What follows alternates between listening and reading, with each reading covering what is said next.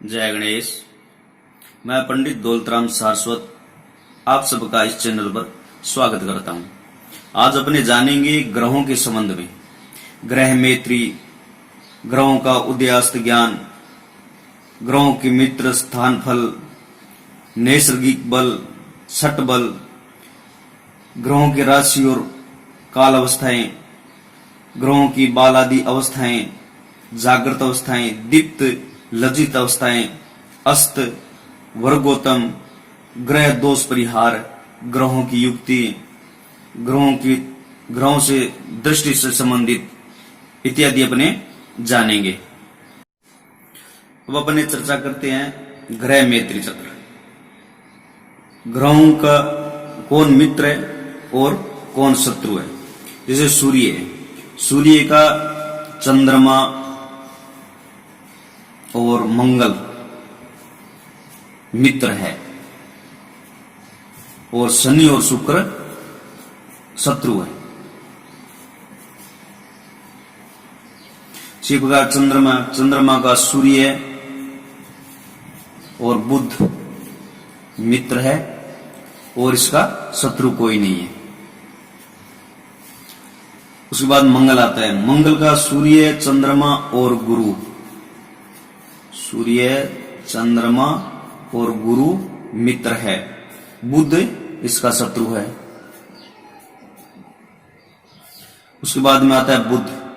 बुध का सूर्य और शुक्र, सूर्य और शुक्र मित्र है, चंद्रमा इसका शत्रु है। उसके बाद में आता है गुरु। गुरु का सूर्य, चंद्रमा और मंगल ये इनके मित्र है। बुध और शुक्र ये इनके शत्रु है। उसके बाद में आता है शुक्र। शुक्र का बुध और शनि, बुध और शनि मित्र है और सूर्य और चंद्रमा शत्रु है। उसके बाद में आता है शनि। शनि, बुध और शुक्र, बुध और शुक्र ये मित्र हो गए और सूर्य, चंद्र, मंगल ये सूर्य, चंद्र और मंगल ये इसके शत्रु हो गए। राहु का शुक्र और शनि, शुक्र और शनि मित्र है। सूर्य, चंद्र, मंगल, सूर्य, चंद्र और मंगल ये इनके शत्रु है। केतु के सूर्य, चंद्र और मंगल, सूर्य, चंद्र और मंगल ये इनके मित्र है। शुक्र और शनि ये इनके शत्रु है। अब ग्रहों के उदयास्त के बारे में चर्चा करते हैं। लगन से दूसरे भाव में स्थित ग्रह, लगन से दूसरे भाव में स्थित ग्रह उदय होने पर तत्पर रहता है तथा लगन से अष्टम भाव में, ये अष्टम भाव आ गया, अष्टम भाव में स्थित ग्रह अस्त होने को तत्पर रहता है। और लगन से सप्तम भाव में, इस सप्तम भाव में ग्रह कोई बैठा हो तो अस्त होने को अभिमुख होता है तथा लगन से छठे भाव में कोई ग्रह बैठा हो तो अस्त होने को सम्मुख होता है। ये उदय अस्त काल स्थिति है। उदयी ग्रह सुखदायक होता है और वक्री ग्रह प्रदेश भेजता है और मार्गी ग्रह आरोग्य प्रदान करता है और अस्त ग्रह धन और सम्मान का नाश करता है। जो ग्रह अस्त हो गया वो धन और सम्मान का नाश करता है। अब अपने मित्र और शत्रु ग्रह से संबंधित बात करते हैं। जो ग्रह मित्र के घर में हो, स्वक्षेत्री हो उच्चस्थ हो, अधिमित्र हो या सम हो तो वह ग्रह शुभ फल देता है।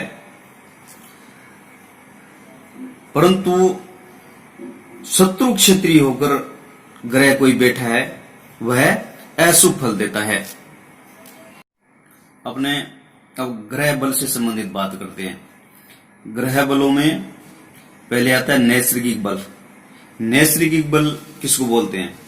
नैसर्गिक बल जैसे शनि है, शनि से अधिक बलवान मंगल होता है और मंगल से अधिक बलवान बुध होता है और बुध से गुरु और गुरु से शुक्र, शुक्र से चंद्रमा और चंद्रमा से सूर्य अधिक बली होता है। अर्थात शनि से 2 गुना बली मंगल होता है, 3 गुना बली बुध होता है और 4 गुना बली गुरु होता है और 5 गुना बली शुक्र होता है। शुक्र से 6 गुना बली चंद्रमा होता है और चंद्रमा से 7 गुना बली सूर्य होता है। ये नैसर्गिक बल बोला गया है। दृष्टि बल, शुभ ग्रह से दृष्ट ग्रह दृष्टि बली हो जाता है।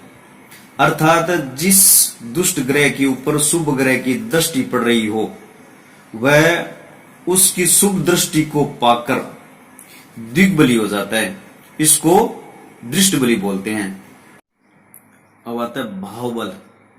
भाव बल किसको बोलते हैं? भाव बल बोलते हैं ग्रह यदि अपनी उच्च राशि में हो तो वह पूर्ण बलवान होता है। मूल त्रिकोण में हो बलवान होता है। यदि वह स्व क्षेत्रीय हो अर्थात स्व राशि का हो या मित्र राशि का हो या समग्रह हो तो इनको भाव बल बोलते हैं। इसी प्रकार यदि अपनी नीच राशि में हो तो पूर्ण बलहीन हो जाता है और यदि शत्रु क्षेत्री हो तो बलहीन हो जाता है। इनको अपने भाव बल बोलते हैं। अब आता चेष्टा बल। सूर्य और चंद्रमा मकर से मिथुन तक इन राशियों में किसी भी राशि में अगर सूर्य और चंद्रमा बैठा हो तो चेष्टा बल बोला गया है। क्योंकि सूर्य इस समय उत्तरायण रहता है, मकर से लेकर मिथुन तक उत्तरायण रहता है और इन्हीं भाव में किसी जगह पर अगर चंद्रमा के साथ मंगल, बुध, गुरु, शुक्र और शनि 5 ग्रह एक साथ बैठ जाए तो चेष्टा बल होता है। और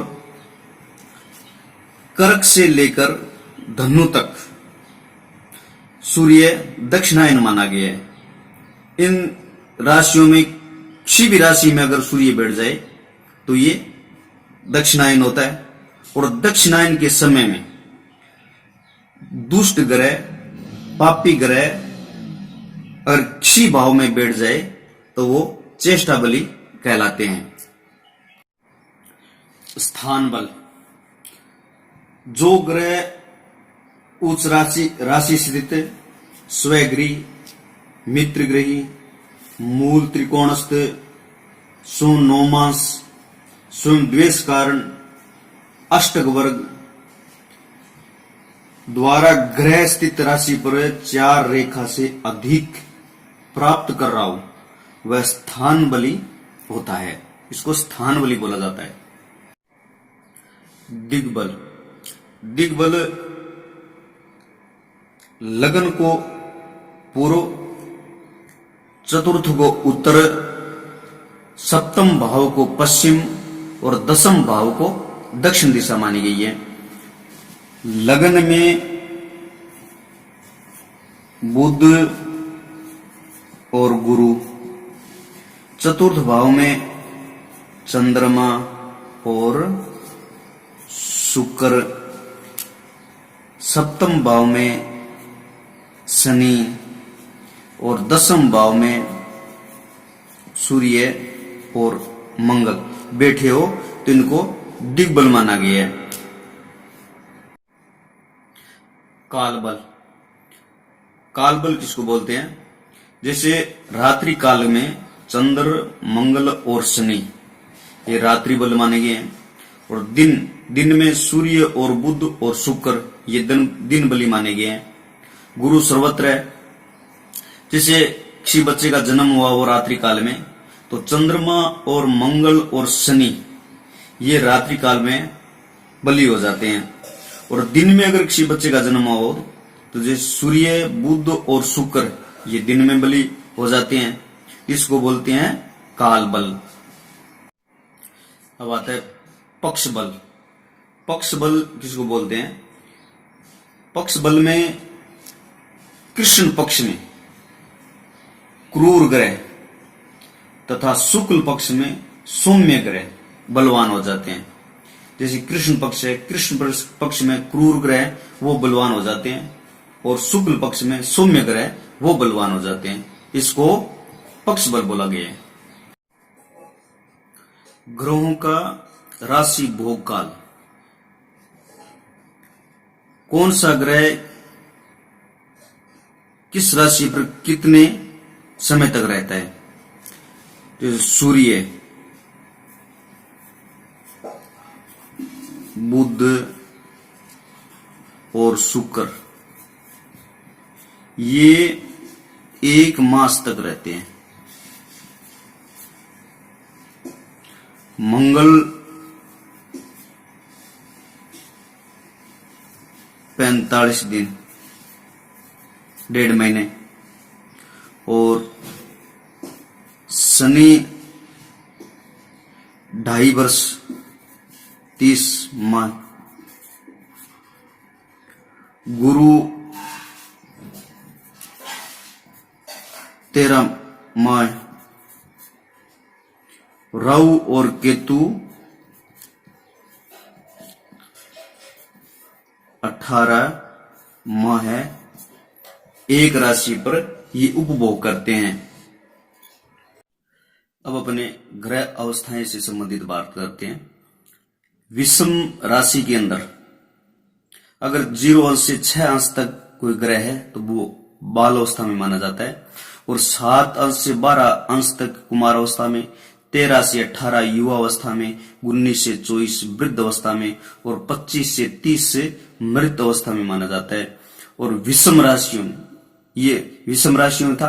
अब सम राशि विषम राशि का उल्टा हो जाता है। 0 से 6 मृत अवस्था में, 7 से 12 वृद्ध अवस्था में, 13 से 18 युवा अवस्था में, 19 से 24 कुमार अवस्था में, और 25 से 30 बाल अवस्था मानी गई है। बाल अवस्था में थोड़ा फल मिलता है, कुमार अवस्था में आधा, और युवा अवस्था में संपूर्ण, और वृद्ध अवस्था में दुष्ट फल मिलता है, और मृत अवस्था में निष्फल हो जाता है। ये मृत्यु तुल्य कष्टदायक होते हैं। और अपने ग्रह की अवस्थाएं विषम राशि में 0 से 10 अंश तक है तो वो जागृत अवस्था में माना जाता है, और 11 से 20 स्वप्न अवस्था में, और 21 से 30 सुसुप्ति अवस्था मानी जाती है। और सम राशि में ग्रह कोई बैठा है तो इसका उल्टा हो जाता है, विषम राशि से उल्टा हो जाता है। 0 से 10 सुसुप्ति, और 11 से 20 स्वप्न अवस्था में, और 21 से 30 तक जागृत अवस्था में माना जाता है। अगर जागृत अवस्था में हो तो उत्तम फल देता है, और स्वप्न अवस्था में हो तो मध्यम फल देता है, और सुसुप्ति अवस्था में हो तो ग्रह निष्फल हो जाता है। ये ग्रहों की अवस्थाओं से संबंधित आप लोगों को बताया। आज हमने ग्रहों से संबंधित परिचर्चा करी और इनसे हमें जानकारी मिली। ये जानकारी आपको कैसी लगी जरूर इनबॉक्स में अपनी राय व्यक्त करना, और ज्यादा से ज्यादा सब्सक्राइब करना। जय गणेश।